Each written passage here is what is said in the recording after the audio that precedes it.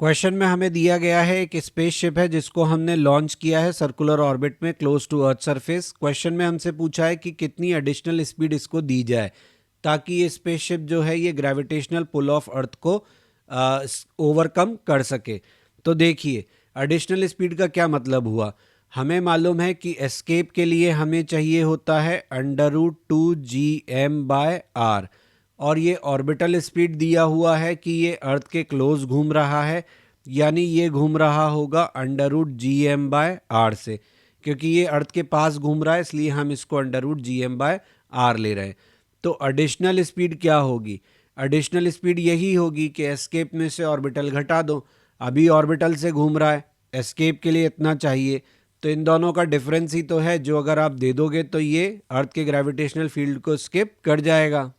तो ये कितना आ जाएगा √2 - 1 √gm/r। अगले क्वेश्चन में हमें क्या दिया है कि प्लैनेट है रिवॉल्व कर रहा है around the sun elliptical orbit में जैसा कि दिखाया हुआ है। करेक्ट अल्टरनेटिव हमसे पूछा है। Total energy is negative at D. तो इसकी एनर्जी तो हमेशा ही नेगेटिव होती है। डी पर क्या, बी पर क्या, सी पर क्या? अगर ये बाउंडेड सिस्टम है तो टोटल एनर्जी हमेशा नेगेटिव होगी और हाफ ऑफ पोटेंशियल एनर्जी होगी। एंगुलर मोमेंटम कंजर्व रहता है, बिल्कुल सही बात है।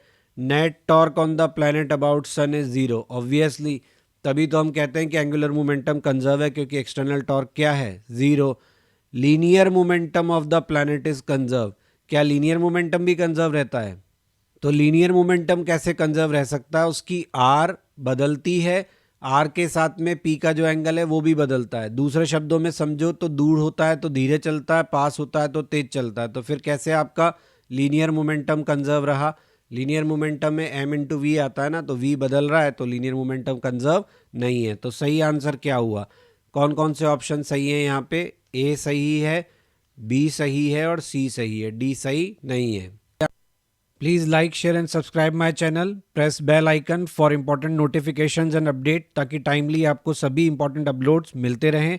आप हमारा ब्लॉग भी विजिट कर सकते हैं, दैट इज़ क्वेश्चन नहीं बनता blogspot.com, जहाँ पे आपको सभी लेक्चर्स के रिटन फॉर्मेट में जो नोट्स हैं वो अवेलेबल हैं और क्वेश्चंस के सोल्यूशन अवेलेबल हैं। आपको कोई सजेशन है तो आप मुझे मेल कर सकते हैं। मेरा मेल आईडी यहाँ दिया हुआ है। फेसबुक पेज और इंस्टा पे आप टिप्स ऑफ द डे के लिए ज्वाइन कर सकते हैं।